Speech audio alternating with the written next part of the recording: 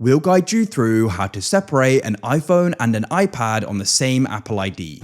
If you find this useful, then consider subscribing and liking the video. Here we have my iPhone and iPad, and I want to go and have them separate. Of course, they're on the same Apple ID, but I don't want things like my calls coming on my iPad or the photos from my iPhone.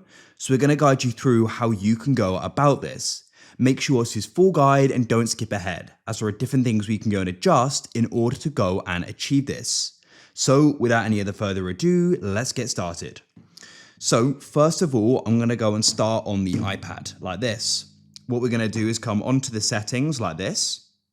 Now you can come to the top and you'll just go and check, and I'll show you my iPhone. We're using the same Apple ID, as you can see. So go and tap the Apple ID. And first of all, we want to come down in here and go and find iCloud.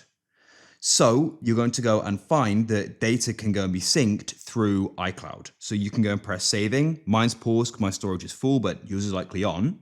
And then what you can do is you can come down here and go and choose what's synced across iCloud. So I don't want my iPad, for example, to go and have my iCloud photos, as in your case, your iPhone will be backing up there, keeping them safe, and they're also on your iPad you don't want. So you could go and tap there and go and switch off, sync this iPad.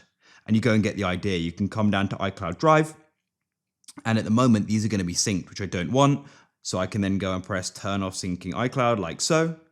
And then they'll stop going being synced. And you go and get the idea. You can then go down here. I could do the same for messages. So you can go and turn these all off. And then you can choose if you want to go and keep the contacts. I could delete them from my iPad. So go through the list and you can go and turn these all off, and you can scroll down and continue as well. Next, we're going to come onto the iPhone. Now, what you want to do is come into the settings if you aren't already, and you want to go and scroll down, press apps at the bottom, and scroll down again. And we need to go and find the option for phone. As you can see, there it is. Go and tap there.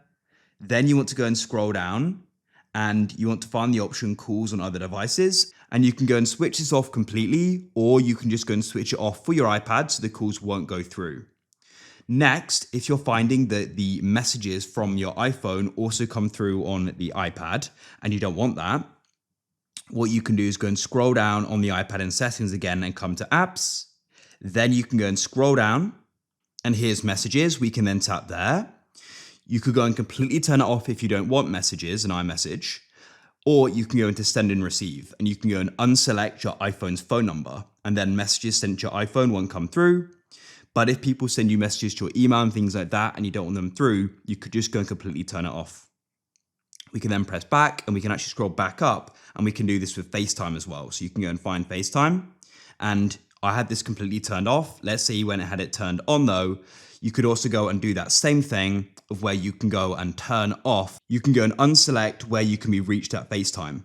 And you could say leave an email enabled or just completely turn it off, which is what I prefer. And what you can also do in here is if you want to, you can go and switch off calls from iPhone. If you go and turn off FaceTime, that will also be applied as well. That's it. You can now have your iPhone and iPad separated.